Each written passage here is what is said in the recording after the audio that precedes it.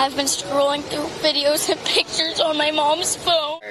Really good friends lost a daughter that was at Camp Mystic. They've just had so much loss that, I mean, it's unimaginable.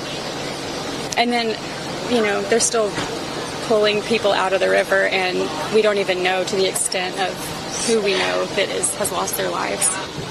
My friend Nene was just so funny. I've been scrolling through videos and pictures on my mom's phone and watching it over and over again. Her dancing when she's excited. Yeah. She was so nice, and I just miss her so much.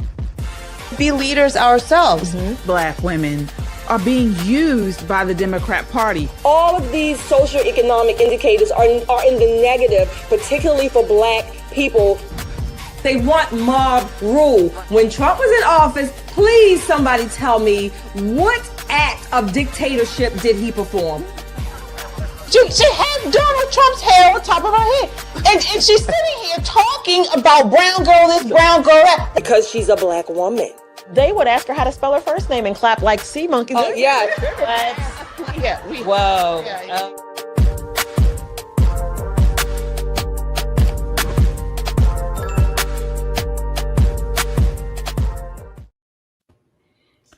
Hello. Welcome, everyone. Tonight we are, of course, as you saw at the opening, talking about the deadly Texas flooding. I'm KJ. This is Pop in Politics. Let me introduce you to my co-hosts. Of course, we have Yana, we have Nicole Bennett, and Shelly E. All right, before we get into the devastation, as you all come in, please hit that like button. It really helps to get this video out into a wider audience, and we definitely want to do that tonight. We are breaking it all down and more. So hit that like button and subscribe. If you haven't subscribed, what are you waiting for? We're live here on YouTube, and if you're on the go, you can catch us on Apple Podcasts or Spotify under the name Pop and Politics. We love our chat. We shout out every super chat. So drop your thoughts, show your love, and join the conversation that the mainstream media wishes didn't exist. Folks, this is not just a podcast. This is a movement of God-fearing, truth-seeking, America-loving people that value freedom.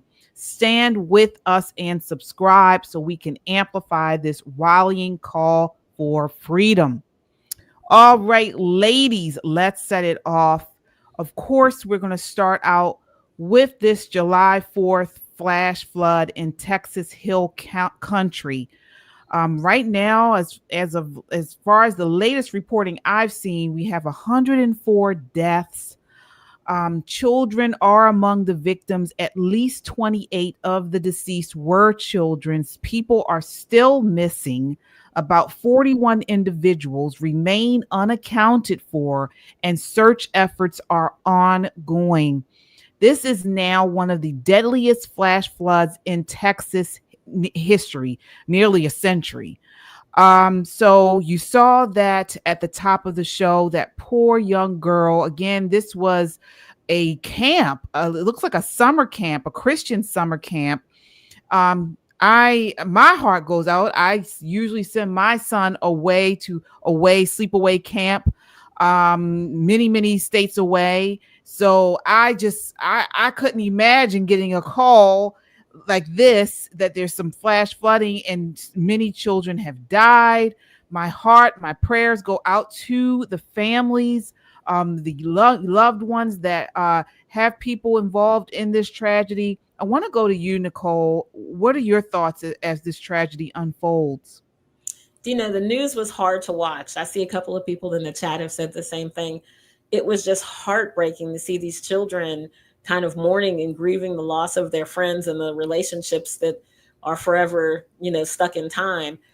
The loss of life has been absolutely devastating.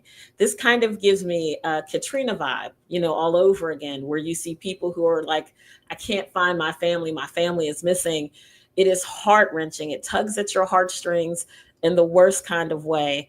All we can do is ask America to pray and to stay out of the way and let the first responders do what they do best. And hopefully there'll be more people who are found survivors. It would be great, especially those children that are missing. It would be amazing if they could find some of them alive, if not all. Absolutely. Absolutely. Shelley, what are your thoughts? You always have something, pointed to say. I don't know how much pointed I could be, except to say, again, to acknowledge the devastation, to acknowledge the utter tragedy and the losses that people are experiencing now. Mm-hmm. One of the things I think this brings to mind, I guess, to our remembrance, is that ultimately nature has no control, if you will. We can put up dams and we can mitigate some of the torrents, if you will, of nature, but it's unimaginable. You mentioned the children. I've sent my child away to summer camp, Christian camps, and no way in hell or in earth in living would anyone ever think that, okay, this time I'm sending my child to camp and something like this is going to happen. The most profound loss that any parent will experience, and I don't care how old your child is, I don't care what your child has done, is the loss of a child. Mm-hmm. It's something that's out of order, a sense of, out of order is just not right, whatever the word or the concepts may be, the phrases, but that is the most significant loss a parent can and will experience on this side of heaven. My heart goes out to them. Yeah. Yana, I mean, how do children get through this? How do, they've lost their friends. You saw at the top of the show, that young girl, just in tears because she lost her friend in this tragic incident. What are your thoughts on that exchange? Yeah, that girl, whenever she speaks, when I hear that video, it makes me cry. Mm-hmm. Because she's really grieving. And for someone that young, it hits probably even harder than adults. How children get through this? Prayer. Mm. That's how they can get through this. They can pray, they can ask God that God, loves these souls now that have been lost.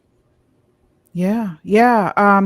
And again, I know some people, I call them miserable, will say, oh, we're tired of your thoughts and prayers and things. No. And if I were in, a situation like this or any tragedy, prayer is never unacceptable. It's always wanted and hoped for me, at least. And again, I've been praying for these people. The nation, well, we'll get into that. Most of the nation is praying for these people, and we just, our hearts and prayers continue to go out to them. Before we get into the next segment, I want to acknowledge our super chatters here, folks. Thank you all so much. All right, let's see here. We have the one and only Ron the Don Smith. Says, KJ and Nicole, you ladies are awesome, and your other members of your channel. Thank you so much. Thank you, Ron. Kung Fu CJ says, I just left Chaotic show. Sheesh, now to some normalcy. All right, Kung Fu order. CJ. We love Chaotic. Yeah, right. All right. Dave is a new member of our Freedom Seekers Club. So thank you so much. Welcome, this is a great way to support the channel, folks. Again, your super chats, becoming a freedom seeker is a great way. We give out special perks to our members. So thank you so much. And Kung Fu CJ says, hello, Pop and Politics family. So we appreciate you all. Yes, indeed. Your super chats go a long way in helping us produce this content. Again, as you all come in, hit that like button. We are trying to get this video out to the masses, and the likes help to do that.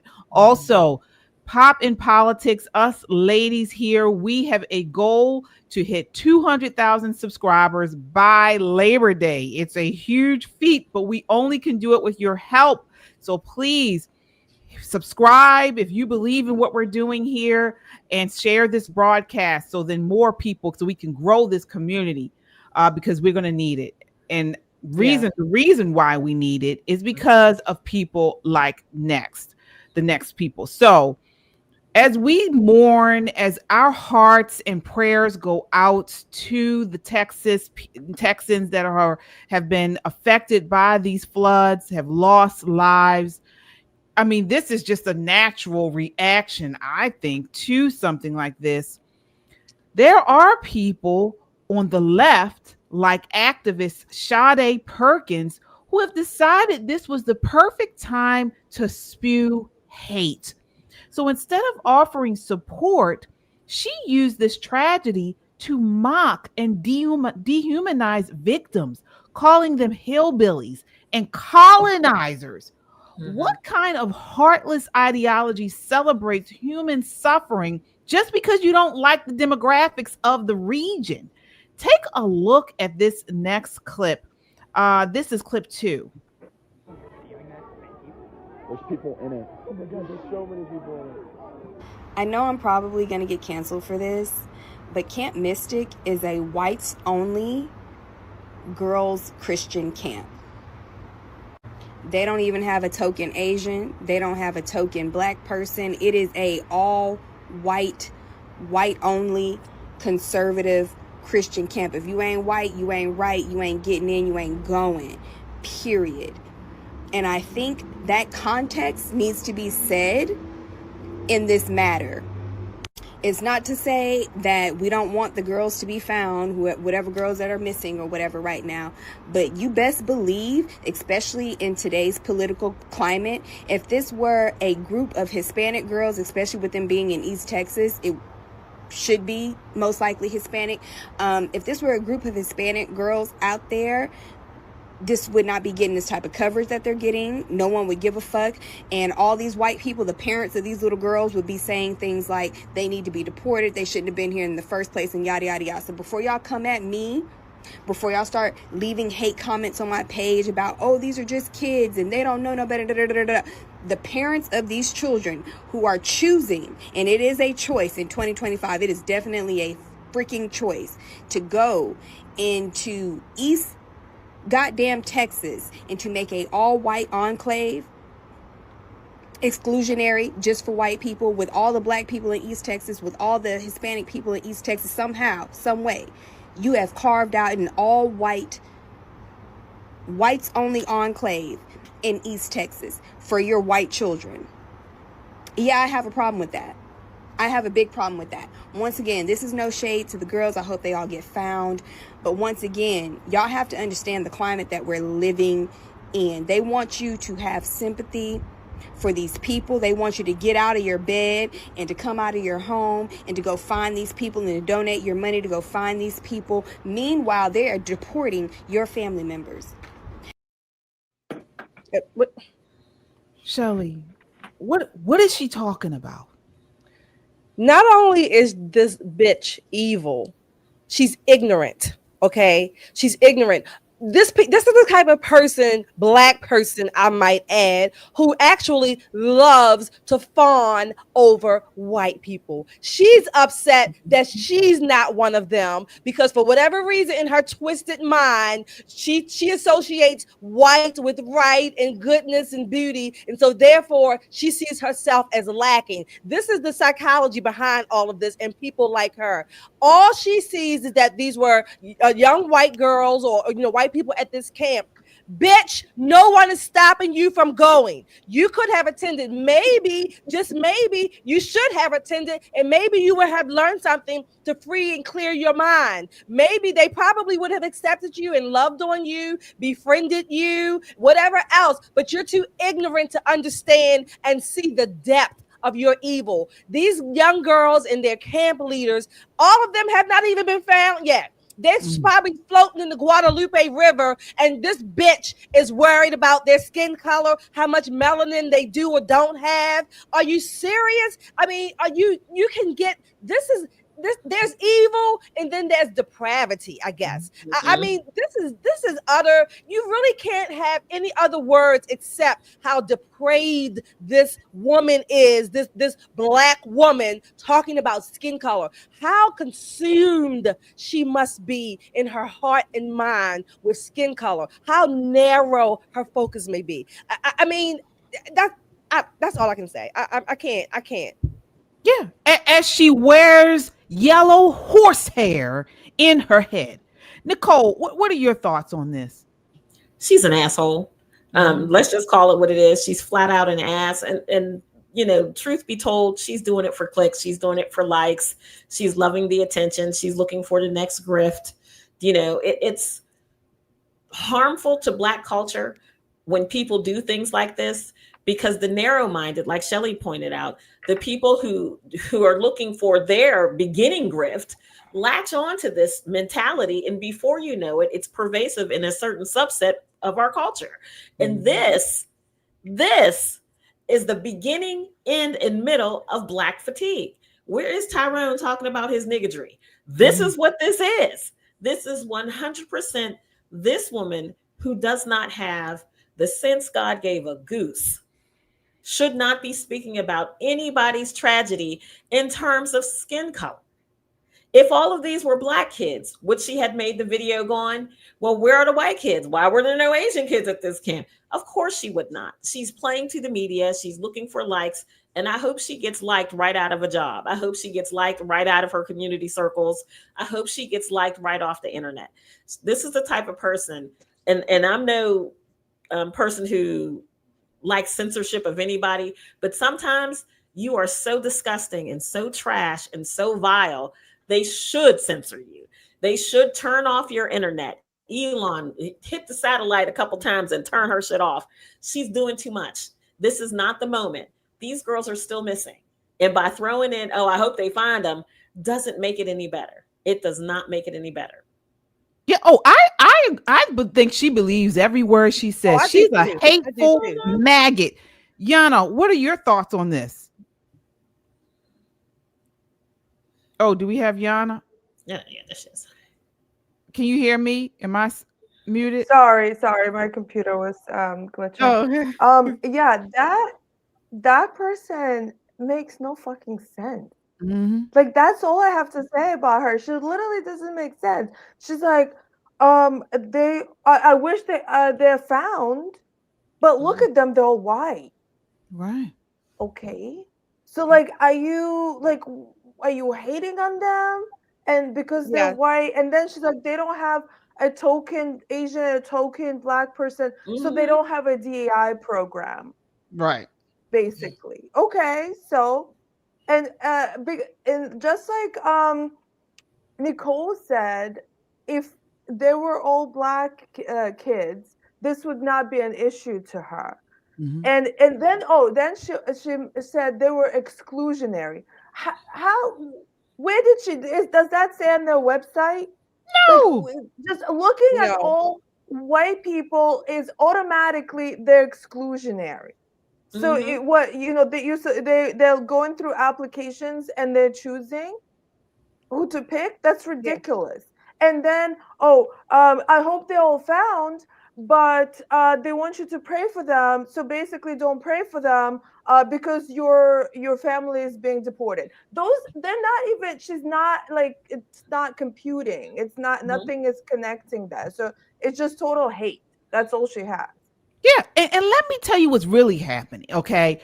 Black, white, Hispanic, Texans are linking arms, pulling neighbors from flooded homes. We've seen all the footage, donating supplies, rescuing stranded families, and nobody's asking about political affiliation when they're dragging people from rising waters. But this nasty, nappy-headed wench wants to sit comfortably behind her screen, spewing hate and bitterness and bigotry while people are literally dying. That is not activism. That is cruelty. But guess what? She has been baked in the leftist oven. Okay. Absolutely. This is not a one-off. These are the type of people we are dealing with, folks, on the left, and they need to be removed. They need to be removed. This is not all.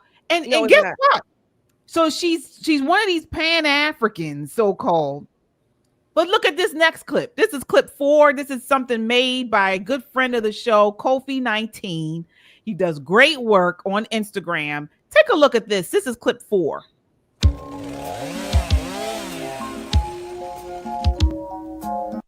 I'm Sade Perkins. I live in the 3rd Ward and operate a farmer's market in 4th Ward. I've been a part of grassroots social movements since returning home from serving in Iraq with the 82nd Airborne.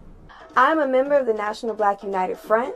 I've been mentored and inspired by many local activists like the Shango-initiated Ifa priest and jazz musician Bobby Ifalade, Kofi Taharka, MBUF's national chairman, and John Bunchy Creer, a veteran of the Black Panther Party. They taught me to understand community service as a spiritual practice. I adhere to that philosophy that love is the connector, is the builder. Even Fred Hampton says, and even my husband says, a lot of brothers and sisters say, you got to be a revolutionary, you got to have love for the people. Our community is Pan-African. We build grassroots organizations across Ifa, Voodoo, Islam, Christianity, Santeria, Moorish science, and various political philosophies.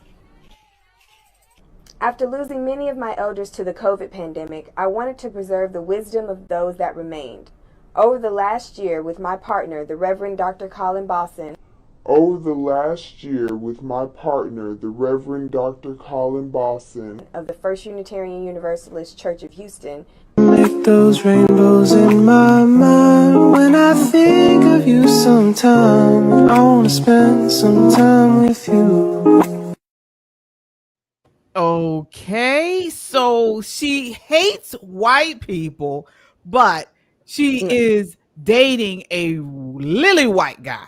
I mean, how does this make sense? Because these are the people who hate. No, they say they hate white people, but they hate that they're not white. That's what it is. These are the same fake kumbaya people that you would hear going around. And what is this Pan-Africanism? Well, first of all, this is America. Take your ass to Africa and then spread all the Pan-Africanism across the continent of Africa if you choose. But here, you're married to a white guy. I think the other lady was, or that's the same one. They're full of it. They want to be white, and that's why they're upset. That's how they're projecting their hate and anger, that they're not white. They are fucked up in the mind. Yeah, absolutely. I couldn't believe when I saw that. I couldn't believe when I saw that. What in the world is going on, Nicole? Listen, I could believe it because, this is commonplace, right? He loves her because the blacker she is, it gives him a little charge because he's got this quote unquote Pan-African queen in his bed. And she loves his lily white skin and wishing it would rub off. Having white in you is not the same as having white on you. Someone should tell her that.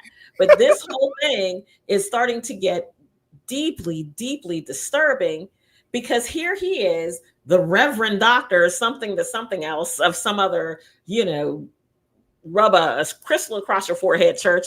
I've had enough of both of them to last a lifetime. This is not the time. America is pulling together. And this goes back to my theory of two Americas.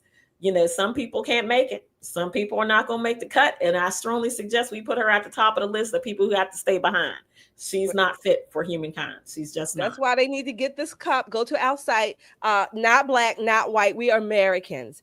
Don't let them divide us. And for all you white people out there, if you think that, I'm just saying, if you think that you're doing black people some favor because you want to kumbaya them and fawn over them, you're not.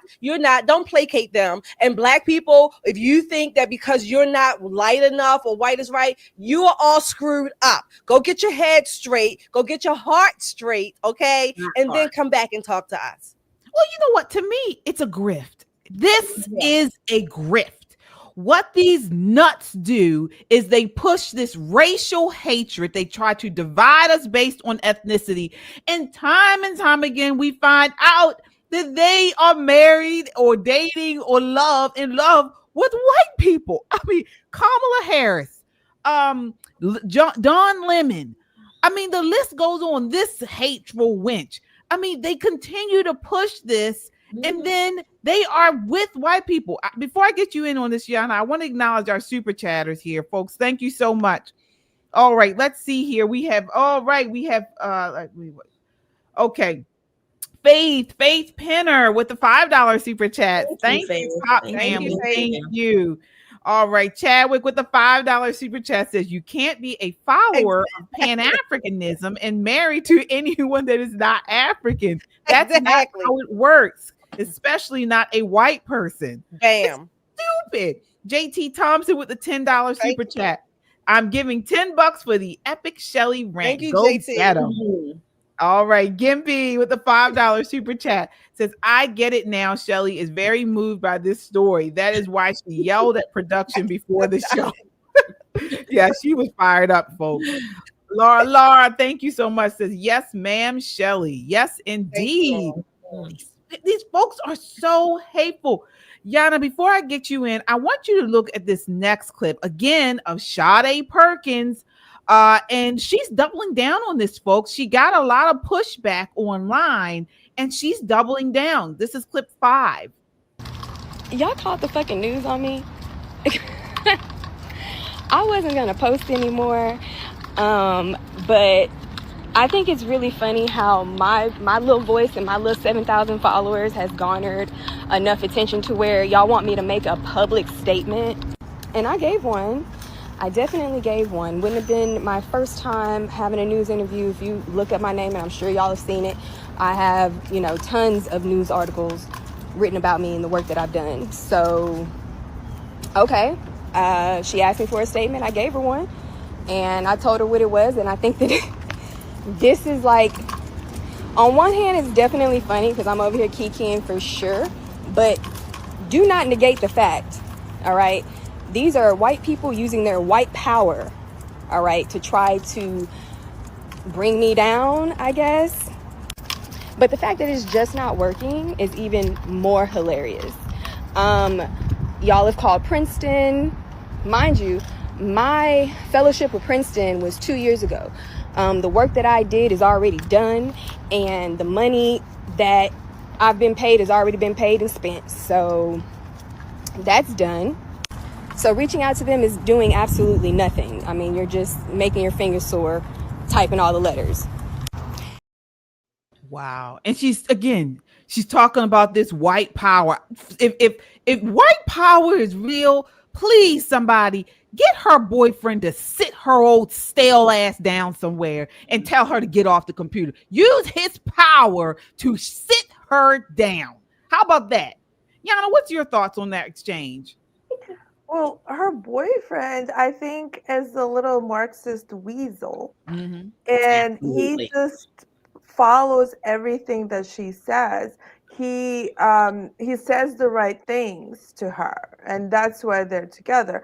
I think probably no black man can probably stand her. That's probably what's going on.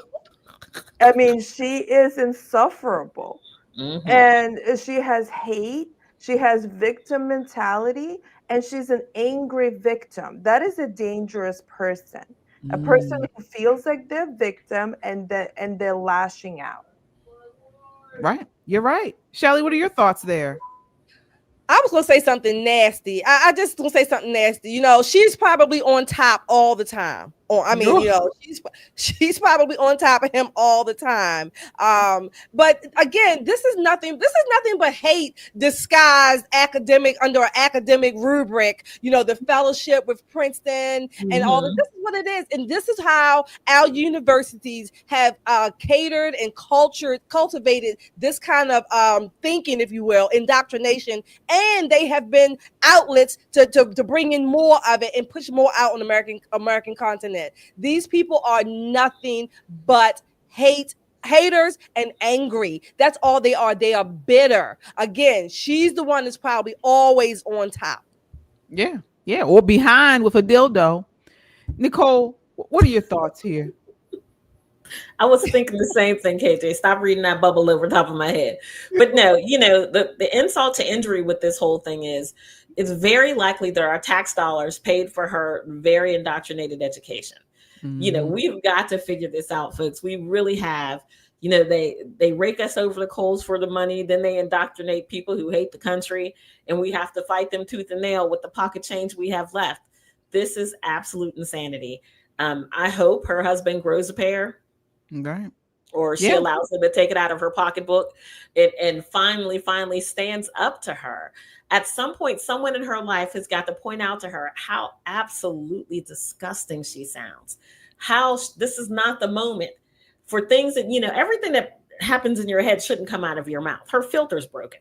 She really needs someone to check her. I don't think it's going to be him, though, because he looks like, he's comfortable letting her lead. But in her mind, she didn't see anything wrong with it. It tells me there's something wrong with her mind. Oh, yeah. And like we said, she's selling pain and outrage, even if it means contradicting her own life. This is what they do. It's profitable, but it's not principled. And if your entire platform is rooted in hating whiteness, yet your whole household proves you don't believe what you preach, then what are you really doing? It's not activism, it's acting. And the only thing consistent is the hustle, the racial hustle, the racial grift.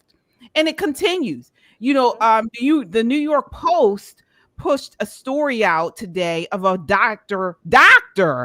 Christina Probst, who decided to mock the victims as well because they were Trump voters.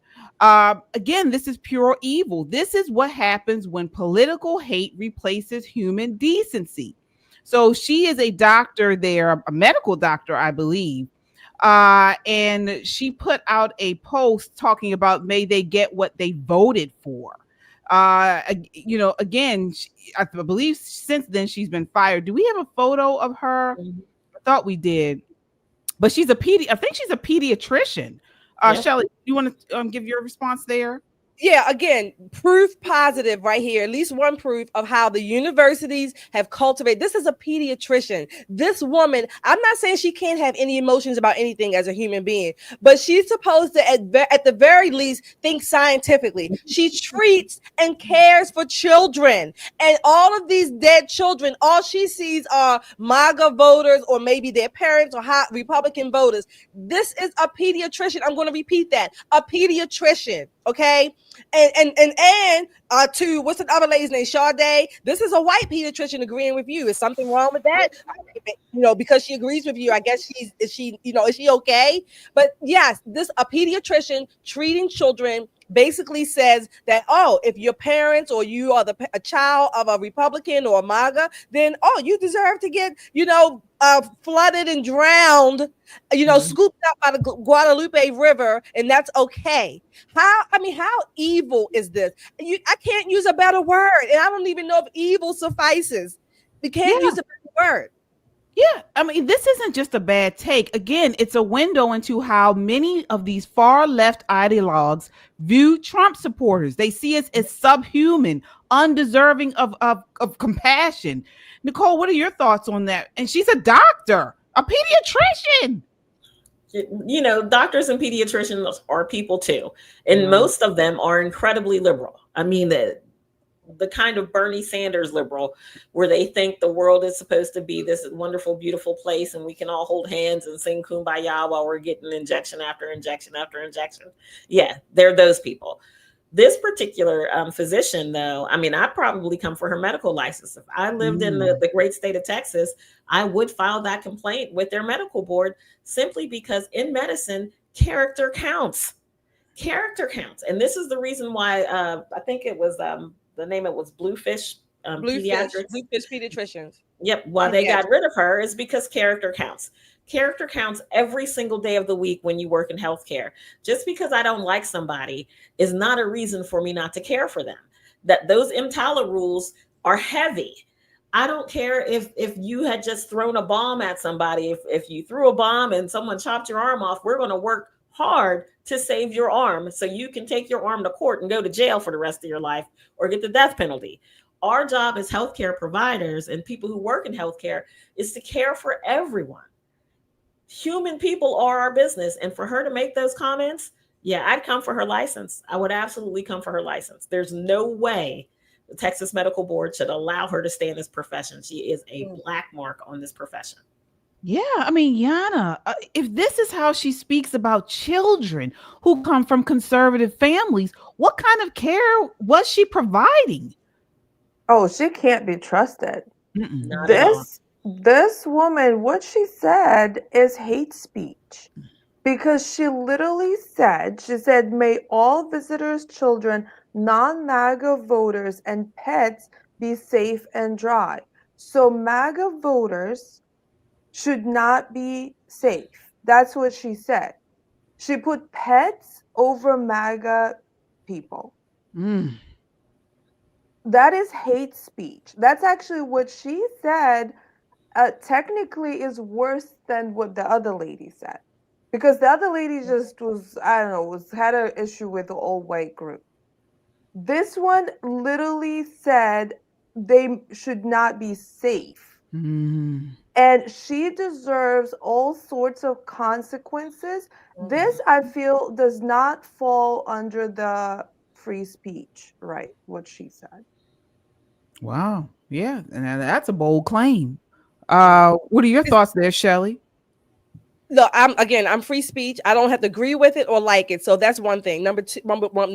Number two, I find it amazing that these people, these academics, professionals, say what you want, like I said, but they have zero unction or any kind of thought to say, well, maybe let me just keep my thoughts to myself, right? Think whatever you want. I mean, this is not, well, in some ways it is 1984 Orwell, but you can think whatever you want. You can think ill of a person and still provide care through the actions. Okay, fine. But they don't even have the I guess the wherewithal to say, well, maybe I don't want to put this on social media.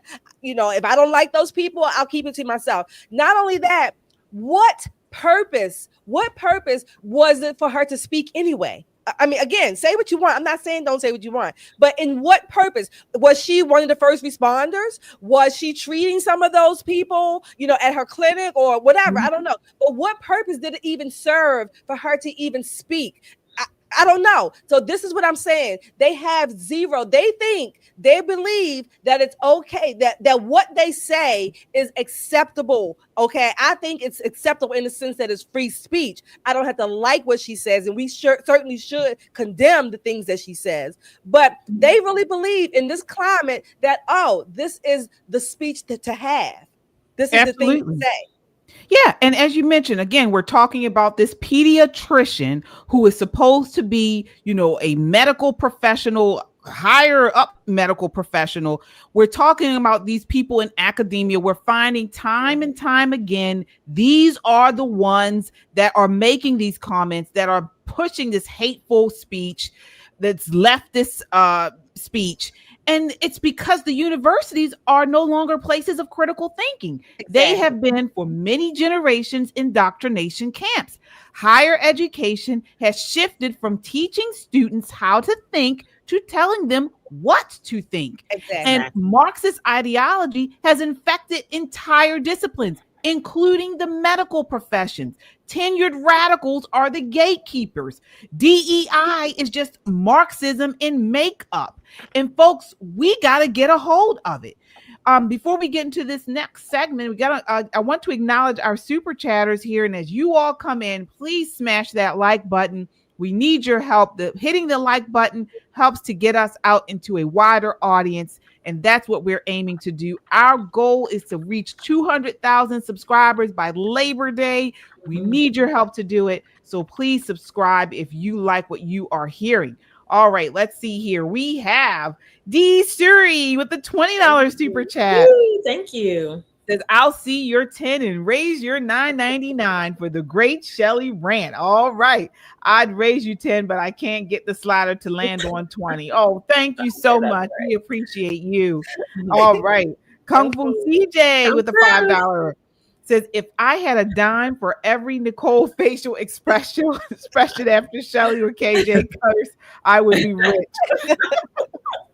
I be trying to hang on, Conquer. I really do. I try so hard, but it's like, thank you. All right, Hawkins is a member of our Freedom Seekers Club. Tia. Thank you so much, Tia.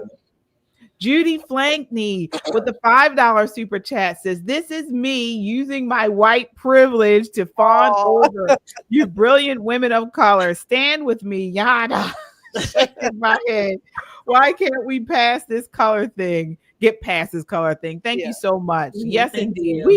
We really do. And it takes, platforms like ours, all of us patriots coming together and standing against it. I always say on KJ Christian Conservative, my other YouTube channel, people of faith, knowing that we are all sons and daughters of the kingdom, coming together, regardless of skin color, regardless of ethnicity. And this is why Marxists hate religion, and particularly Christianity, because we do all come together under the dome of Christ, regardless of skin color, and they don't like that. But getting back to what we were talking about, these so-called academic professionals, here is another one, a Princeton professor, Lorgia Garcia Pena. And this is exactly what we're talking about. They are leftist Marxist plants, and they are all over college campuses. This is clip 6.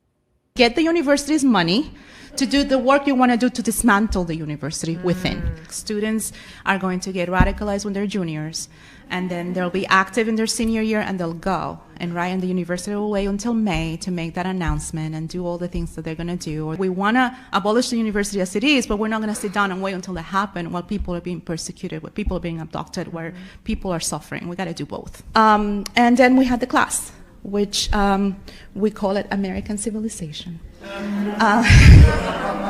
It was an ethnic studies class, quite radical. A lot of you in this room came to Freedom U to lecture. As I tried to reconcile what I understood as the work I wanted to do in this world, as my dear friend George Lipset says, and the demands of the colonizing racial capitalist white supremacist institution that pay my salary, which I very much need.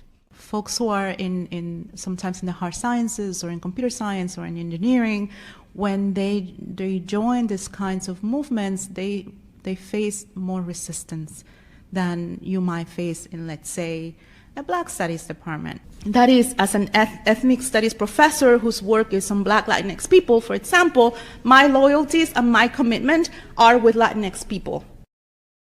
Well, I don't understand why these people are here. Why are they here? If you are with the Latinx people, why don't you take your old ugly self over to Venezuela or somewhere and shove yourself up some... Shelly, what do you think? I'm sick of these people coming here legally.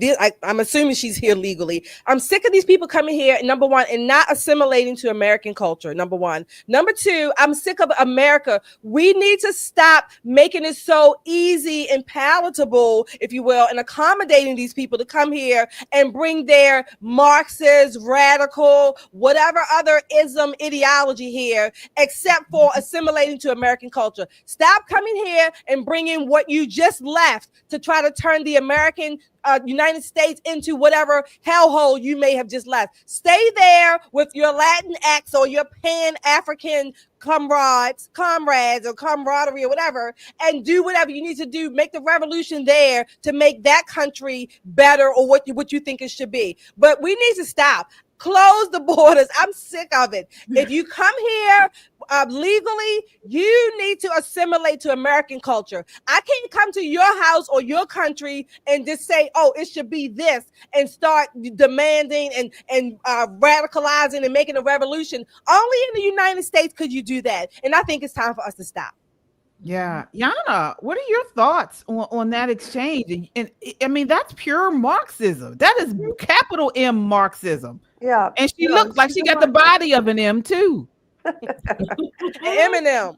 Well, Peanut. Just like Shelly said, to her point, this woman should not be here, speaking about immigration, we talked a lot about how people become citizens in America.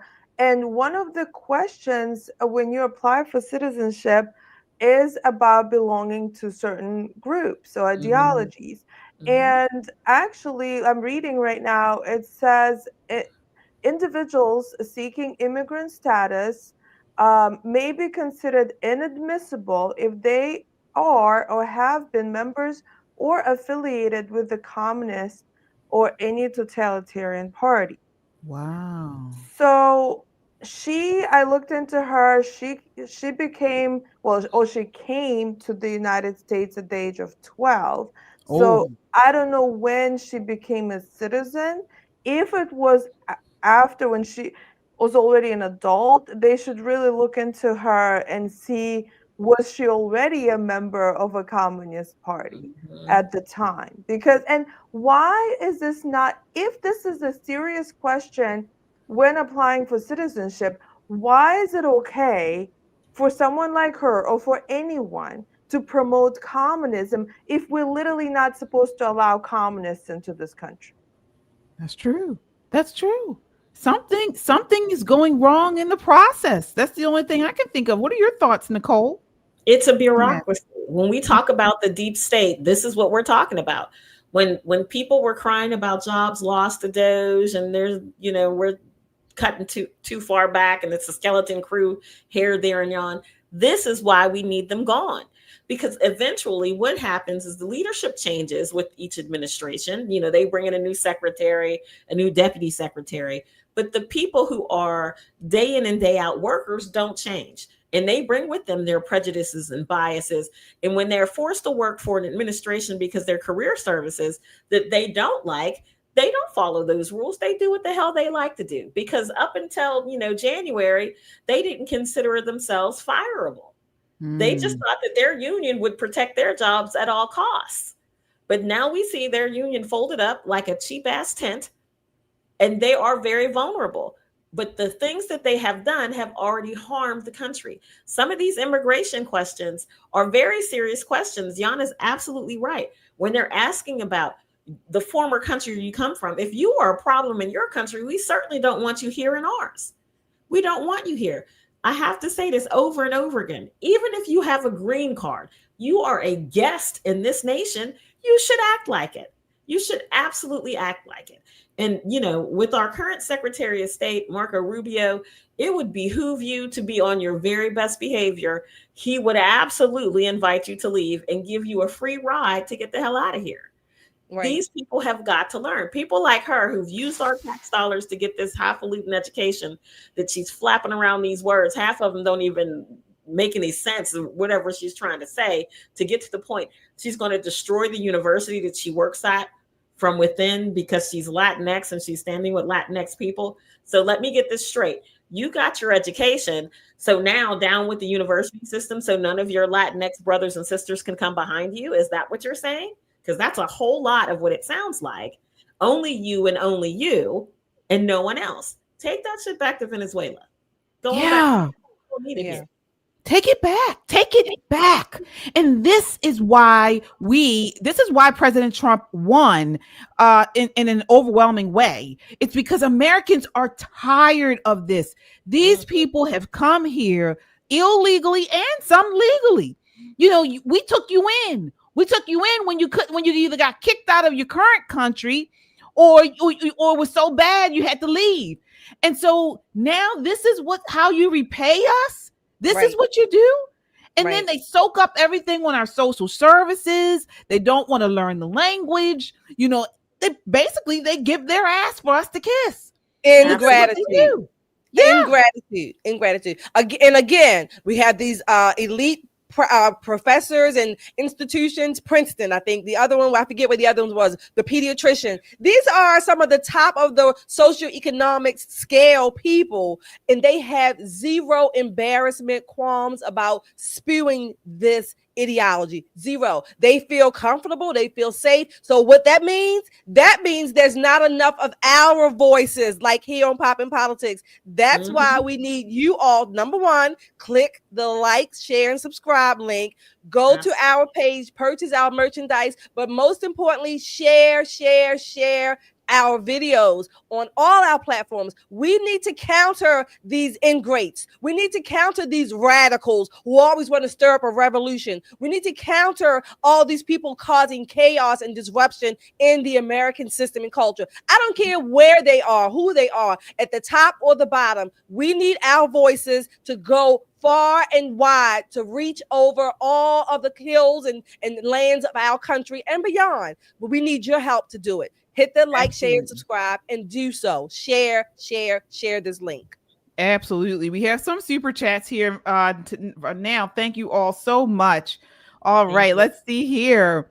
We have, I thought I had some super chats. Okay, well, maybe not. We got a couple. We got two of them there. Okay. Anna Barnes. Yeah. Well, I'll get them. Oh, yes. Anna Barnes. All right. With a $20 super chat. Says, thank you, ladies, for all you do. Love you all. Thank you, Anna. We really appreciate you. Yes, indeed.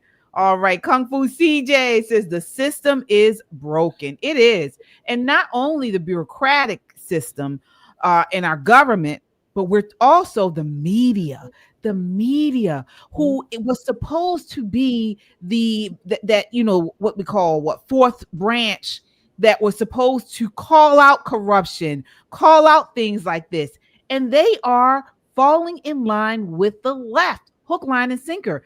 And now they're trying to blame Trump for this tragedy in Texas. This is clip 7. Take a look. Maria, we're also learning that there were significant staffing shortfalls at the National Weather Service's offices in the region.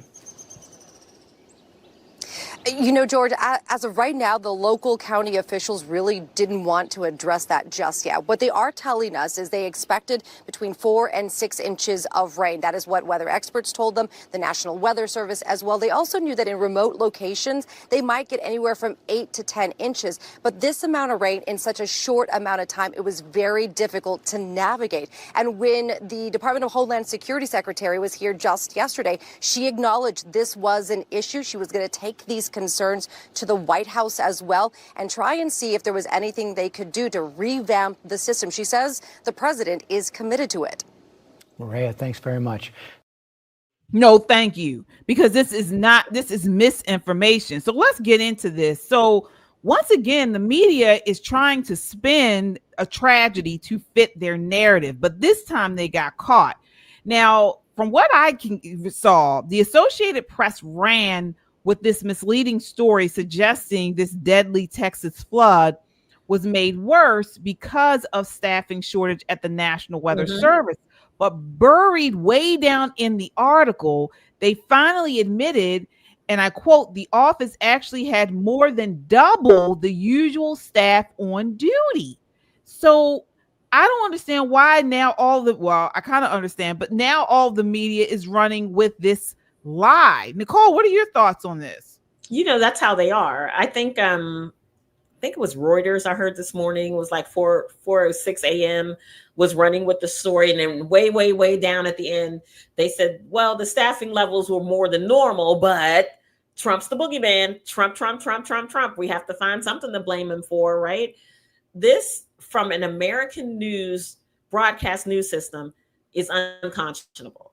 This is not politics. This is not fighting over policy, over the big, beautiful bill. These are American lives that have been lost, American lives that may be hanging in the balance.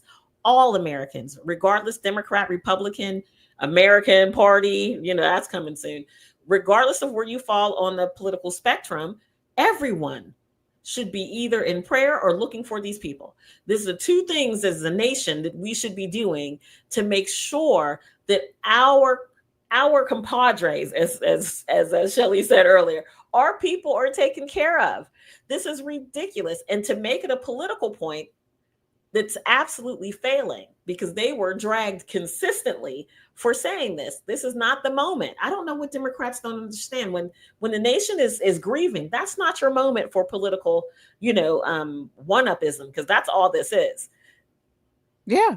It says here again, the new Braunfeld's office staffed up just like they always do during major events. And it's quoted in the AP. You staff up for an event, said Runyon. You bring people in on overtime. That's exactly what happened. And it worked. It worked as intended. But the real problem was the storm's brutality. What are your thoughts on this, Shelley? Yeah. I think I read in NBC News reported one of the National Weather Service directors or something like that, Tom Fahey. He said that the office was adequately staffed, that there were only 2 positions that were not filled and they had people acting in those roles, but the office was adequately staffed. So that's not even the issue. One of the other issues that always, and I don't care what the tragedy is, when you do an after report, you will find pretty much the number one challenge is communication. And one of the problems is that the messages were sent out. Maybe some of them were not received at the campsites, depending on where they were located. They didn't have the reception, maybe. But nevertheless, these media types, George Stephanopoulos and other, what's the name, Dana Bash or something like that. Mm-hmm. Only thing they want to weave a story any way that it can hurt, injure, tarnish President Trump. That is their main agenda. It doesn't matter what the facts are. If they can find some angle that will confirm their bias towards President Trump, against President Trump, orange man bad, that's what they're going to run and lead with. Facts be damned. Yeah. Yana, I mean, this tactic isn't new. It's used to make people distrust red states, blame Republicans, and push for bigger federal climate control. But what I want to ask you is, do you think the media, the media industrial complex that we have had here for many, many generations is all but done? Is there any redeemable traits of it? Or you think it's just pure propaganda at this point? They've been compromised. It does seem like pure propaganda at this point. I mean, thankfully, we do have different outlets, and we can watch the mainstream media. We can watch YouTube. There are other places to get information. Unfortunately, just talking to people in America, I have noticed many people they're still just watching the mainstream media, and it's unfortunate that they are propagandists, and they know, like Mark Twain said, that a lie will go around the world while the truth is putting its boots on, and that's what is happening. They don't care if this is true or not. They know that what they're saying is going to spread and people are going to be talking to each other about it. This is going to be sitting in their heads that, oh, it's Trump's fault, that somehow FEMA budget was cut or something like that, when the cuts are not even in effect yet. They don't care about the truth. They're propagandists, and nobody should be believing them 100% at all. Absolutely. Folks, I see we have some more super chats. You all are the best. Oh my goodness. Thank you so much. We really appreciate each and every one. Let's see what we have here. Kung Fu CJ says the process: find, revoke, deport, repeat. Yep. Absolutely. Yep. Suzanne says, new sub here. Welcome, Suzanne. Thank you. Yes, indeed. Love your commentaries. Agree 1000%. Well, welcome to the family, Suzanne. Thank you so much. JT Thompson with the $5 super chat says the corporate media, which is largely composed of former political operators posing as reporters. It is an important distinction. Yeah. Good point. Yeah. Yes. Evergreen 101 with the $20 super chat. Thank you. Says, can you explain why there are no Black conservative women in Congress? The left ones all just lie and jump on the narrative. Oh, good point. Well, that's a good one for Nicole. What's your answer to that, Nicole? Listen, it's hard to get to Congress from a Black conservative woman's standpoint. I've held many positions. I'll hold many positions now, and eventually I'll run. And there'll be other Black women who eventually run, but we have to build a base first, right? So politics is all about raising the money and having a voter base. So what we're working on right now is getting more and more Black conservatives to come to the forefront, to bring them under the tent. We had Mr. Mofar, who was on the show, an incredible young Black man's conservative. BJ Hall's another one. But we do have women like Dr. Brenda Cham, who's running for Lieutenant Governor of Maryland. And we have Latoya Kongalo, who sits in our House of Delegates here. So Winsome Sears. Winsome Sears, who's running for governor of Virginia. You never know what's coming. Let me tell you, we're out here and we're not quiet at all. We had Kim Klacik run a couple of times. We've got a ton of Black female Republicans who are ready to step up and do damage. And it's nothing that's happening at the RNC that's prohibiting us from running. You just have to be smart about that run. You have to have the money and you have to have the base of support before you jump out and make that move. Yep. Perfect. Yep. That's correct. We have Leon with the $5 super chat says, hi, we don't really want communists in this country. Look at Vietnam or China. There are no such things, free speech and guns in China and Vietnam. You're right, Leon. Thank you. Thank you so much. You guys are the greatest. Please, as you all come in, we have over 300 people watching. We want to get those likes up. It really helps to get this broadcast out in front of more people. Again, our goal by Labor Day is to hit 200,000 subscribers. We really think we can do it, but we need your help. So please share, and subscribe. All right. So again, we're calling the media out. Another thing they said in the media, they're trying to push, particularly Dana Bash on CNN, was due to climate change. Climate change was the reason why we're seeing this type of disaster. And it's just not true. Climate-related deaths are actually plummeting. 99%, it's a 99% decrease since the 1920s, according to data from EMDAT, the International Disaster Database. So again, it's just the data does not match the rhetoric. Okay. And they continue to push these.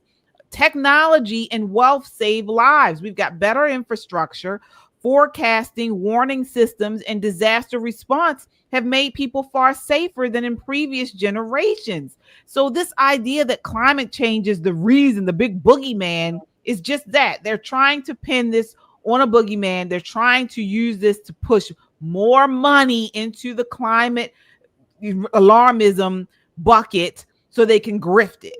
What are your thoughts there, Shelley? That's it.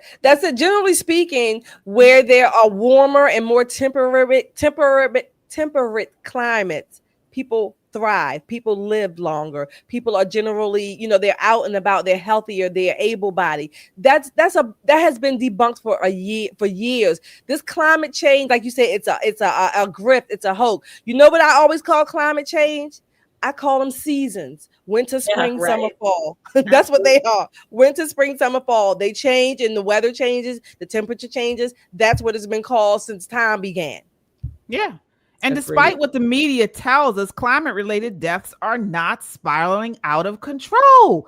In fact, they're at historic lows. So they need to stop this. One thing I want to know is this a Marxist tactic, Yana? Is this something to do with Marxism? Was this something pushed in communist Russia?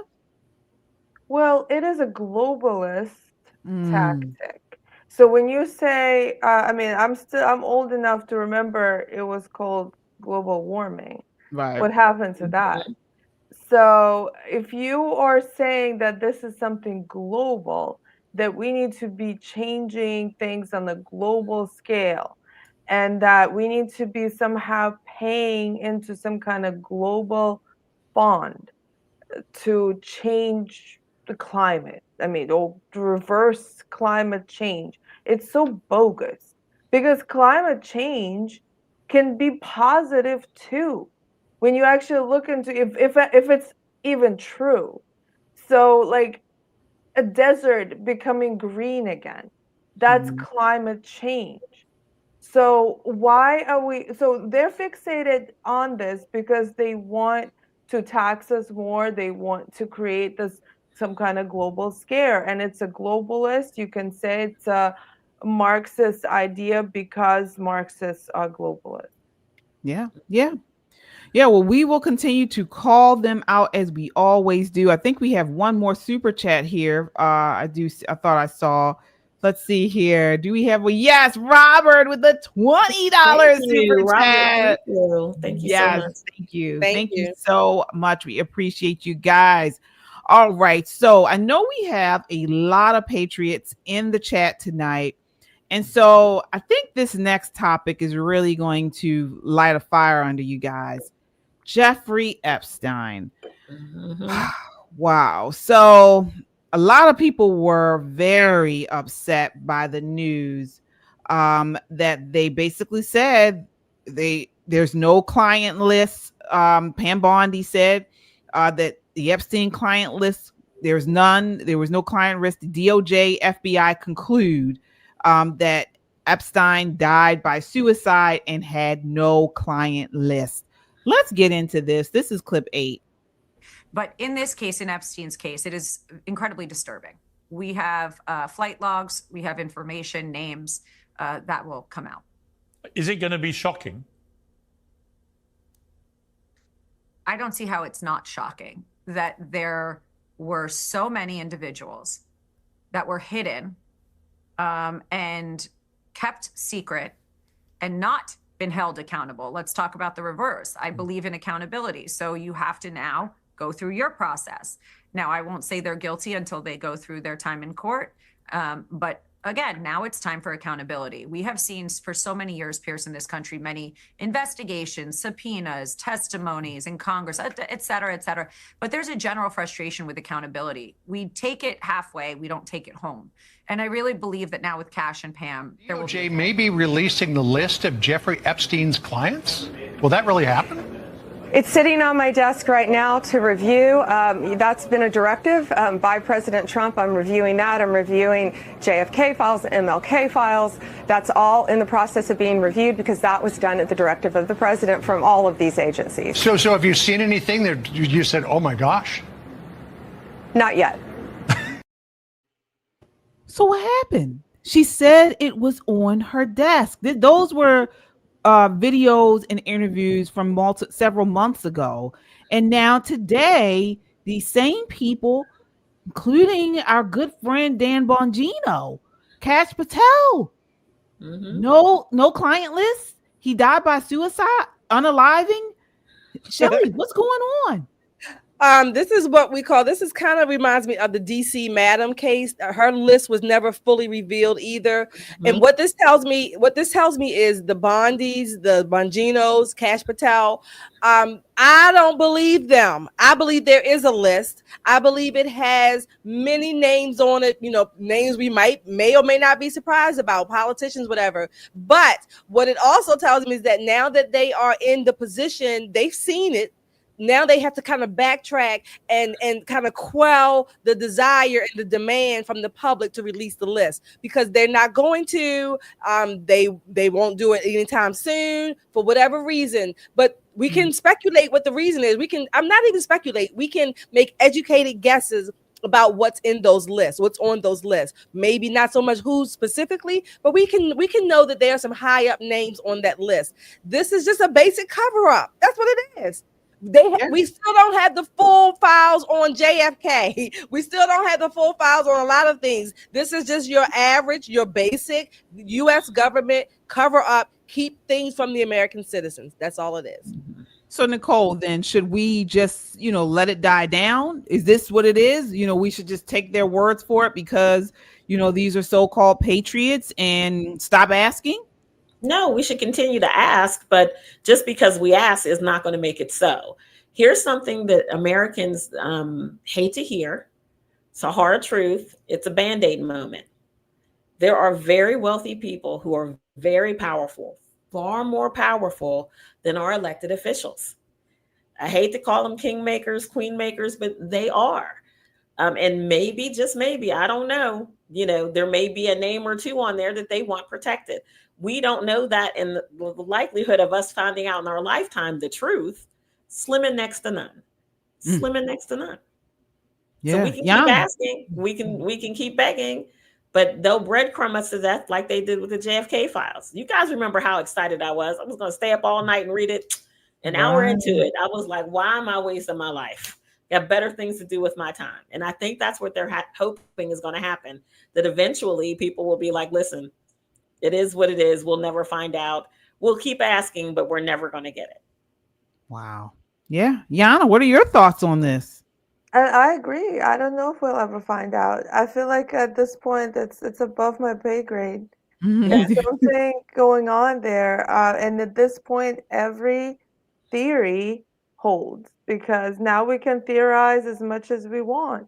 I do kind of feel that this whole island was created to have blackmail options for people. So, people were doing obscene things, and that information exists, and that information is still being used for blackmail of politicians and of wealthy people.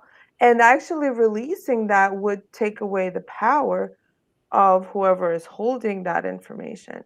So they do not want to release it, that, they lose their power. And so at this point, I think we're so far removed from real information. So anything can be true. But I'm hopeful that maybe we'll find out. Yeah, I mean, to me, when President Trump and Dan Bongino and Kash Patel, they all got into office, I kind of had in the back of my mind, just a little voice saying it won't come out, because now they're part of the system. So, to me, it's just like in history, we know that many things come out not from within the system, but it's generally, some small person on the totem pole, somebody within some small worker or whatever that calls it out, that sounds the alarm, like just similar to who's the guy who was extradited from here? Snowden, and or reporters. If we had good reporting, going on, they uncover these things. But it is very rare for someone high up, in government, in the White House, no less, to actually spill the beans on a massive cover up. And as much as we may love President Trump, and again, Dan Bongino and all of them, they have been brought into the cults, as I could say, and they're not going to spill. They're just not. Always remember and understand that a system is primarily there to reproduce itself. So in order to do that, you can't have people taking it down, right? Even for good reasons, so to speak. You can't have people, remaking it and all this. You can't, because it needs to reproduce. If it doesn't reproduce itself, then what good is it? And of course, we love, like you said, we love Patel and Bongino and Bondi and everything. Overall, yeah, we support them, but they can't then crash the same system that they are in office to support. I mean, yeah, that's why when people ask me, I don't have any issue with people running for office. We do need good, Holy Spirit filled, in my opinion, people to run for office. But personally, I wouldn't do it, because I feel like, I don't want to be a part of it. I want to have a good distance where I can still be, what do you call it? I can still talk about it. I can still be. You can be balanced. You can be realistic about it. You can be clear-minded. Call it out. Yeah, you can. Yeah. And keep in mind that Epstein, these files, what I believe, not only it's not just a list. This is an international. This was an international ring or whatever you want to call it. So there are leaders and governments, if you will, bureaucrats all over the world, maybe who would be affected by this. So if you think about it in that sense, whether or not you believe Epstein is guilty as two left shoes for his behavior, if you think about it in that sense, there's too much to crash that would have to crash. It would be too much crashing at one time that this one list would cause, if you will, contribute to. And there's no plan in place, if you will, to replace that crash system. Sure, that may be it. But the one thing we can do to stop things like these terrible, one thing is true. People who know about what actually occurred said that the amount of just pedophilia and abuse and to children, to women, it's monstrous. And so we need to sound the alarm on this type of behavior. That is what we can do to somehow stop things like this from happening. Because there's always going to be powerful men and they use that power to do awful, terrible things.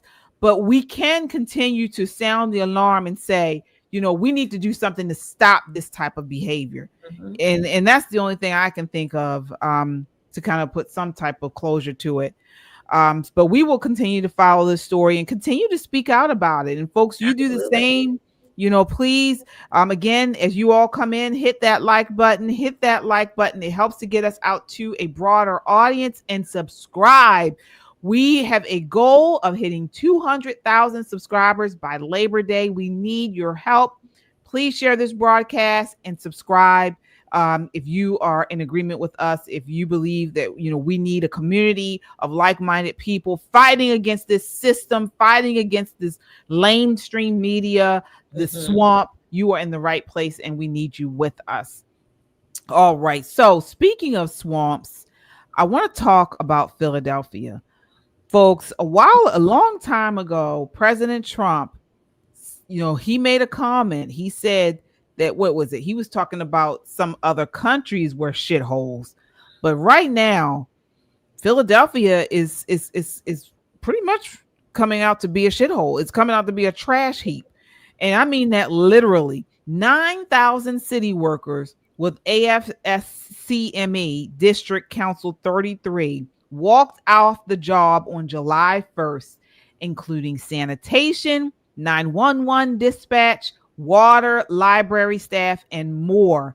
And folks, Philadelphia is a street lined with trash now.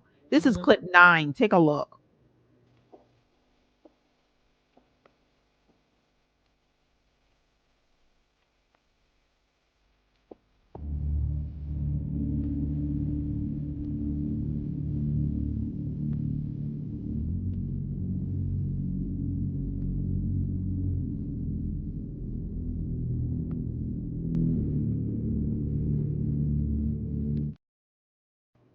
Wow, this is day 7 of trash piles, dubbed Parker piles, rising on corners and curbside, cities cordoned off, mountains of refuse, calling them unbelievable in size and stench. Nicole, what's going on? It's too hot for all of that. Let me tell you, it is way too hot.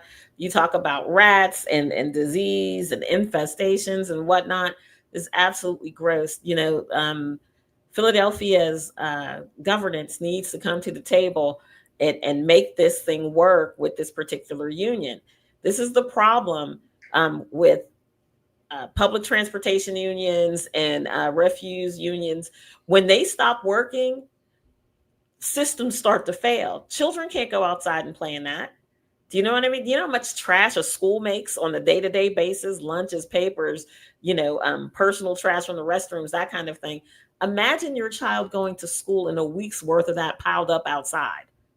It is unconscionable. So hopefully they'll get something done this week. If not, please believe President Trump will get involved. We're not going to have any American cities failing this way. It is absolutely a health hazard for the people of Philadelphia, and they can absolutely do better. Absolutely. They said rat and raccoon sightings. Again, as you mentioned, the heat has gotten as high as 90 degrees all week. Yana, what are your thoughts on this? No, that's horrendous. That is absolutely awful. And honestly, when you look at it, it does show how much a group of people can do, how much impact. And that is what the left always talks about, that, when people come together, unions, that is a socialist establishment. When they come together, they can really make a change. So they're really, making a change right now in Philadelphia. And they're making a point that they might get what they're asking for. Yeah. And how to solve this? I think possibly having not just one organization, company collecting your trash, have multiple, have more of a capitalist system and not a socialist system. Right. I agree, Anna. We have that here where I live. We don't have, although we pay a shit ton of taxes, we don't have trash pickup. So you have to hire your own trash refuse company to come pick up your trash. You buy your own garbage can. They come and pick it up. I think I pay like $90 quarterly for them to come pick up my trash. I don't make much trash as, just a single person. But some of my neighbors, they get their trash picked up 2 or 3 times a week. It's kind of pricey. However, there are lots of companies to choose from. That balance has kind of taken the sting out of anyone that would want to start or bring their unionized trash pickup here, because there are just too many mom and pop companies that are getting into the market. And I think that's probably what would be best for Philadelphia. Not that I'm advocating that they have to pay for their trash pickup, but perhaps instead of having a unionized city worker do it, maybe we should open up the field in a capitalist kind of way and see if they can get better production out of many, many groups instead of one. Yeah. Shelley, it highlights the clash between workers' rights to fair wages and the public's right to functional essential services. But my question to you is, where are the Democrats? We saw that they were out protesting when ICE showed up in Newark, New Jersey, now in California. Now we have a health hazard of the likes we really don't know yet. You got festering trash invites disease vectors like rats, bugs, stench, all in a densely populated Black area, which is their number one demographic, supposedly. Right.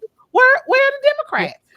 Well, they're there. And according to, I have a girlfriend who lives in Philadelphia, and she was texting me, and I asked her today, were there any updates, anything she's heard? She said, nope, it's awful here right now. She said, but there's not a lick of trash anywhere to be found in the center city, particularly in the upscale areas of Rittenhouse or Chestnut Hill. So again, to your point, Yana, those areas probably have, private companies picking up their trash, and or they are probably, I don't know about those areas, I'm just speculating, but they're probably a lot of public or government bureaucratic officials that live in these areas. So you better believe they're going to have their trash picked up. That's number one. Number two, in 1981, I think it was, President Reagan fired all those air traffic controllers when they wanted to go on strike. I would say that the governor and the mayors of Philadelphia, the mayor needs to do something like that. I am pretty much against public unions because they really don't work ultimately for the people. They work for their union, for their members to get more benefits, whatever the case may be, at the expense of the public. And not just financial expense, but social expense like this, public health expense. They don't give a damn about what the public is experiencing. They're supposed to be public servants. No, they're not. They are in a public union, members of a public union for their own benefit off of the backs of the taxpayers. All of these Philly residents, I don't know what they can do. Private trash pickup is a good suggestion, a good idea. And yeah, maybe we shouldn't have all of these government picking up this and picking up that. Give the people their money back, their taxes, and let them pay for their own private pickups. Well, it's not only just trash and shit that they're dealing with, it's bullets. It's bullets. Yeah, They gotta fight for their lives, not just from the trash and the rats and disease that may come forward, but they had a all out shootout in North Philly this weekend. Here's a clip 10. Take a look.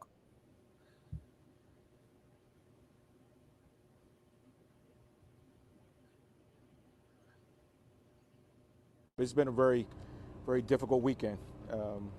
We've had a number of incidences. Unfortunately, we've had 6 homicides over the weekend and numerous shootings. We had a mass shooting, as you know, on Friday night leading into Saturday. But here at Edding and Dickinson, unfortunately, we had a group of individuals out here around 12:56. Officers hear gunshots. They respond to the location. We have about 13 individuals who were shot, of which 3 have been pronounced. None of those are juveniles, but we have 2 juveniles who were shot. So we're working through this process now. It'll be a lengthy investigation, and as we recover it, we have numerous rounds that were shot on the block. But we are focused on the work. July 4th has at times been very challenging, and many of you have covered that. But this has been a very challenging for a weekend, but the mayor has given us our charge. We will stay focused on the work. The men and women continue to do the work, and so we're not going back. I know this is going to be a very difficult weekend. Folks are going to wake up and hear about a lot of the incident that happened over the weekend, but we are not going back. We are going to continue to stay focused on these areas that have a significant level of violence.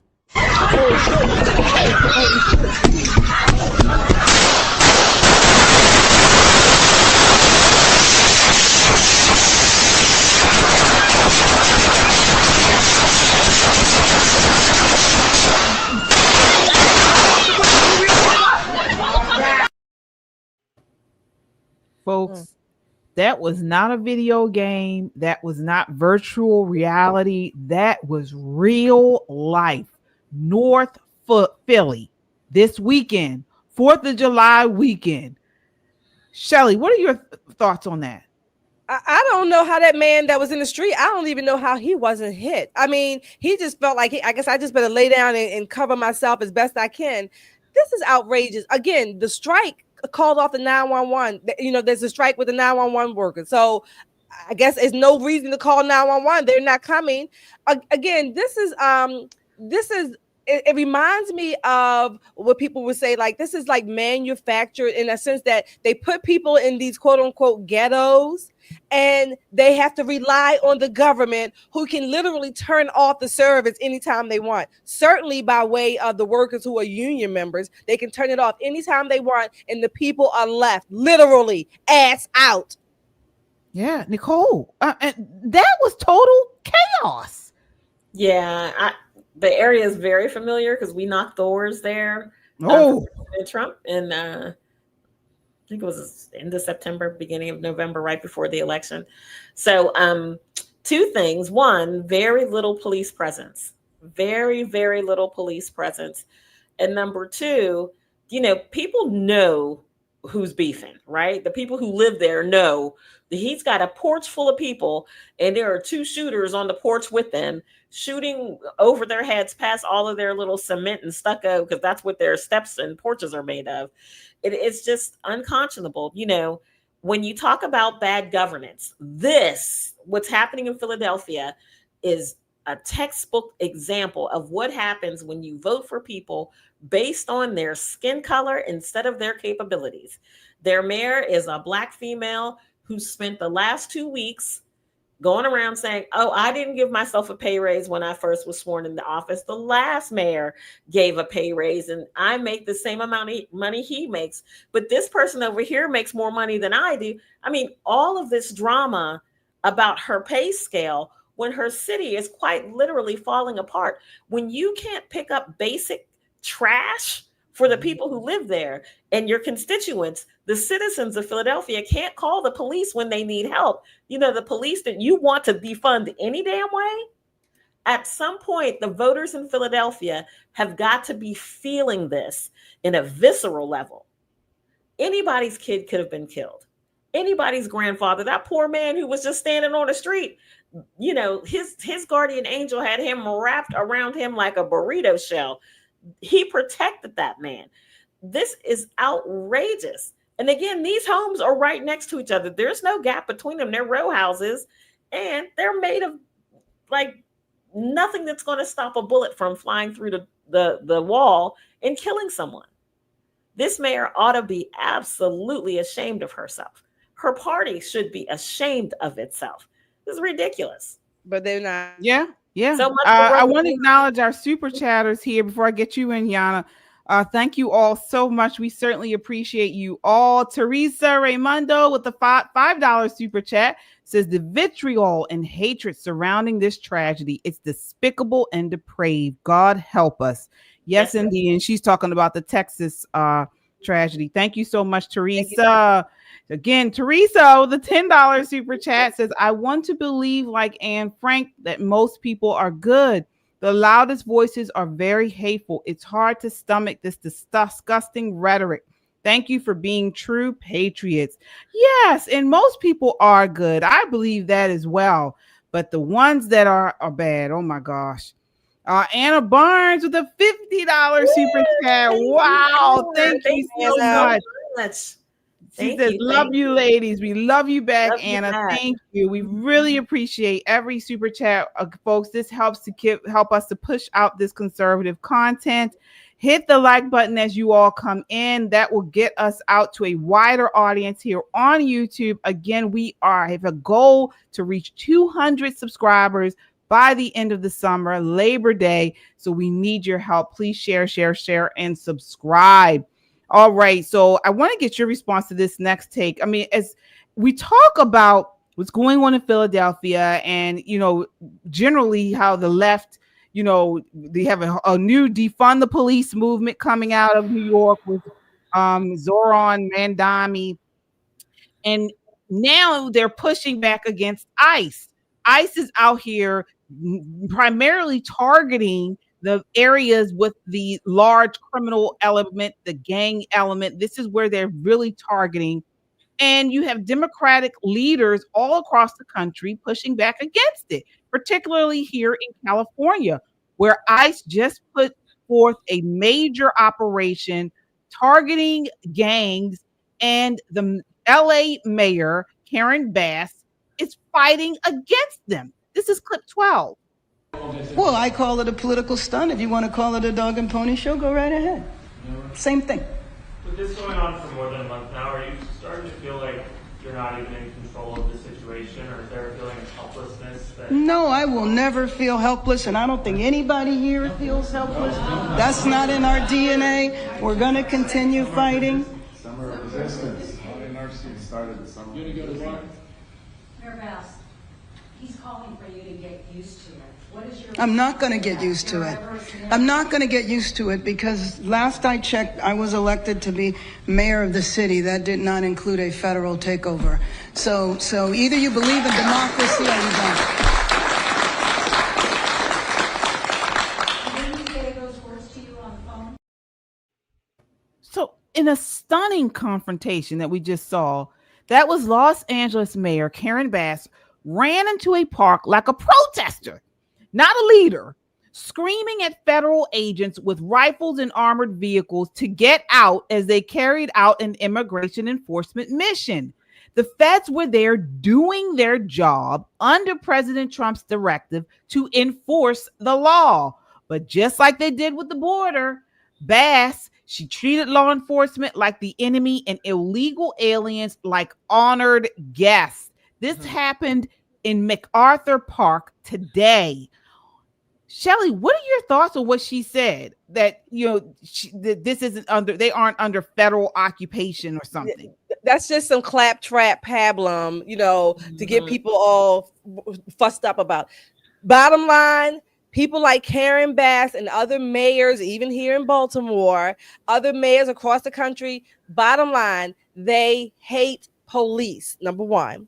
They hate law enforcement, particularly when it comes for the people that they want to protect, whatever group it is they want to protect for their own power, ensurement, and their own privilege, if you will. So now all of these mayors are so, putting arms, wraparound services, Brandon Scott, around all of these illegal immigrants, illegal people here in our country, in our cities. They don't care about the American people who are here working, who are legal here, doing whatever they need to do the right way at the right time in the right manner. That's not what they care about. They care about ensuring that the illegal ones will be a way for them to maintain their power and continue voting them into office. Karen Bass, Brandon Scott, and other mayors who are hindering the ICE from doing their job need to be prosecuted. I wish the ICE agent had just wrapped her up like that judge who let the illegal go and they came for her up in, I think it was Wisconsin or wherever it was. Yeah.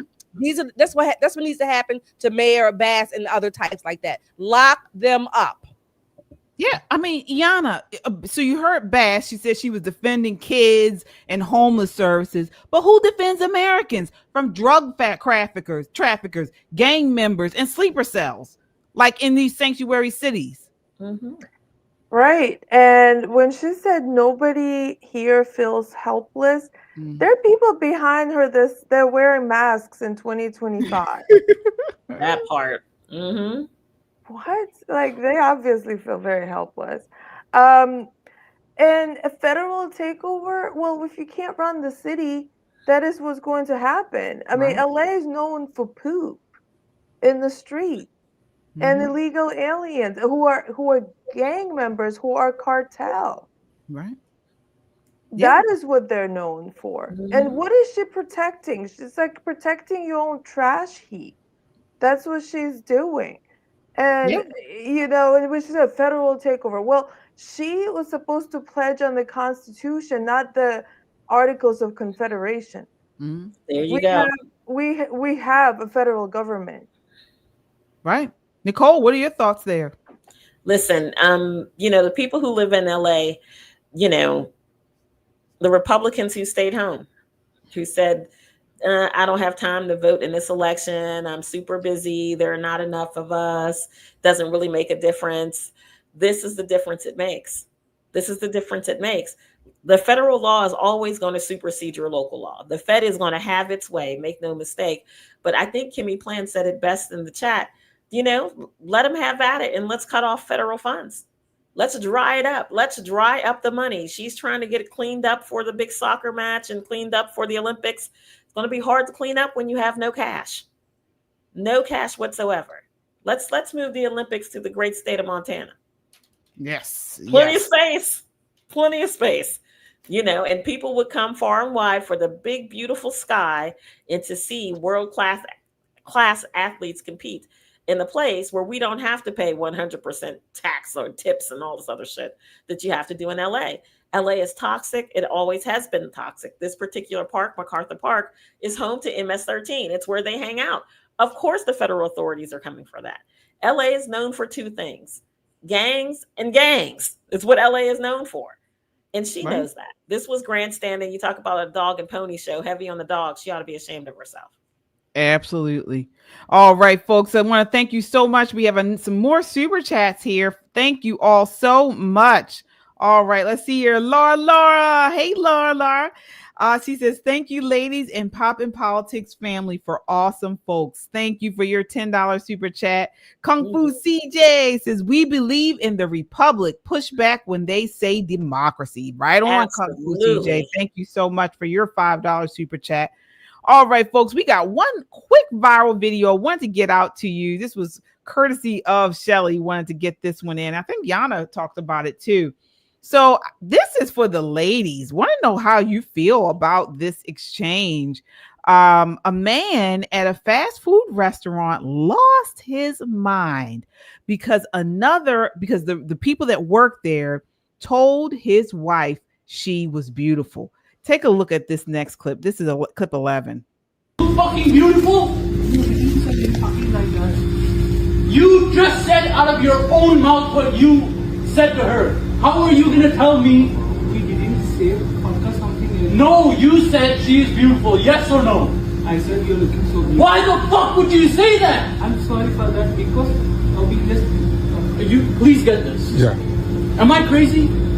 Well, Your wife comes to the store. Yeah, but wants to pick up a freaking sandwich. Yeah, but is she crazy? Yeah, that she sits through these fucking compliments, these fucking creeps. Why? They made a mistake. This is not your fucking country. This is not India or something, dude. Yeah. You're in the fucking States. Sir, I understand you're upset. Yeah, and I understand what you're talking right. about. It really is a generational thing. Right. In his generation, that would have been okay. No, it would not have been okay. They would have took it better. Yeah, it would have not been okay. Yeah. It is never okay to speak to a woman you do not know and talk about her looks. Listen, there's a difference in class. Listen, there's a difference in respect. There's no difference in generation. Listen, you made your point, man. They've learned a lesson. They won't do it again. They learned a lesson against them. I'm sorry, but this is not okay. Bro, really, I was saying he was taking in some other way. We didn't say like that. The thing is, wow. So Yana, I mean, was that okay? I mean, do you think he was right to yell at them for saying that his wife was beautiful? Taliban is in the house. Yeah. With him. And he has the nerve to say that they're not in their country. Absolutely. Absolutely. Did he forget he's not in Saudi Arabia or wherever else he's from? He forgot. Like, honest, like that's what happened in that moment. Absolutely. And also, shorts are haram, by the way. Yeah. Mr. Taliban. Oh, say again. What'd you say? His shorts. Oh, right. That's showing. What is he doing? No, I'm really, I need to report him to the mullahs. For wearing shorts, exactly. Yeah, absolutely. He can't be out here showing his mid thigh like an absolute whore. He can't be out here just in the program. That just in case anybody is wondering, that is not a man. Okay, I don't know any woman or any real man who gets upset with someone else saying his wife or girlfriend is beautiful. I don't know that. This is what we call a bitch, a wimp. What's the other word? A simp, a wuss, whatever, a wuss. I think he's acting more like a pussy than his wife is really one. Oh, this might never to be humble opinion. Yeah, I did. I thought it was. I mean, in the day and age where women talk about, all the cat calls and things like that, where that's too much. But these guys seem like she came up and he said he greeted her, hello, beautiful, or, something like that. Nothing wrong with that. He totally overreacted. What do you think, Nicole? I think this is how Sharia law gets its roots, right? He was saying you don't say anything to a woman about her looks. Who are you to speak on behalf of womankind? Socks and slides. You don't talk about what we can and what we cannot do. Welcome to the United States. You don't set the policy for women. You surely don't. And absolutely compliment women when they come in and they look beautiful. Women like that. Now, and so do most men. Real men are a certain class of men who like giving compliments, and it's a love thing. It's not I'm going to take you home or anything sexual. This is alpha energy, and he doesn't understand that because he doesn't get to participate. He just doesn't. Yeah. He's not even a beta. He's the cunt. Oh my God. Yeah. I mean, but my question to you ladies, is this how Sharia law starts? Yeah. I mean, this is like a symptom of, that's what I thought. I'm like, when he said they weren't in the States. Well, you are in the States. You're not in Iran. So this is what happens in the States. Yeah. People have the right to express themselves, whether you like it or not. Are there consequences? Sure. You don't like someone calling your wife beautiful, then give her a damn sandwich at the house and she can stay there with her robes on and you can sit there and peek through the curtains if you need to, right? That is how this starts. Taking women out of the public eye. Don't talk to them. Don't say anything about her. All of that. Keep them covered up from head to toe and all this foolishness. Yeah. I mean, today's culture rewards outrage and victimhood, so we shouldn't be surprised. And unfortunately, it's even in men. We feminize masculinity and sort of pathologize strength. And so a secure husband isn't intimidated. He leads with confidence and discernment. Not that. I don't know. Most men love when they standing next to a beautiful lady, you know, and then they're being admired respectfully, you know, and not, you know, out, you know, totally outwardly. And they just, you know, say, okay, you know, this is what it is. But woo, that was crazy. You know, I wonder where the wife is. Is she at home with a black eye?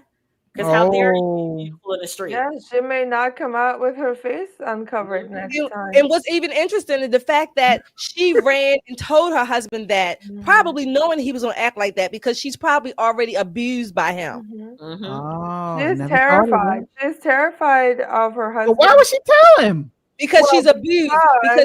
Because she's in an abusive relationship. I can explain that too, because if he found out without her telling him that this guy said that she was beautiful and she never told him, he would lash out on her.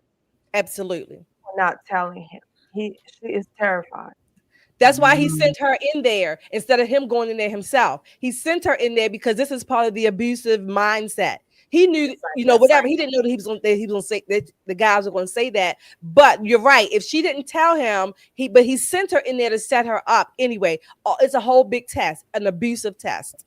You know, he's an abuser, because here he is, this little tiny guy with slides and socks on, you know, barking at 3 guys behind the counter.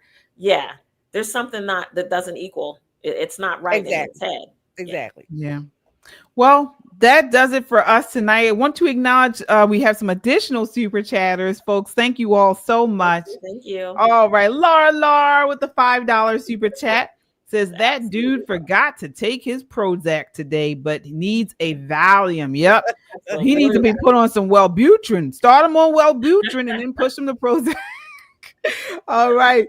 Chadwick with the $10 super chat says, and if my wife is not getting a compliment going out, I, as a man, am not doing my job. I will not let her leave the house looking crazy. She is a representation of me. She says the same thing for me also. Yep, absolutely. Chadwick, you are 100% right. All right, folks, that does it for us tonight. We will be back on Wednesday at 8 p.m. live in the studio. So do not forget us. Definitely hit that notification bell so you know when we go live. We will also, and then tomorrow you can catch the All American Talk show here on YouTube at All American Talk. They're going to have a wonderful show tomorrow night. That's Tuesday at 6:30 p.m. So you do not want to miss them. And then we're back on Wednesday night, Wednesday at 8 p.m. Don't want to miss us. So definitely these are the programs on the Metro Conservative Media platform. Check them all out. All right. So that does it for us tonight, folks. Until next time, count your blessings. We are praying for everyone in Texas who was affected by those floods. And that automatically, reminds us to count our blessings. Count your blessings and live a life of purpose. Good night.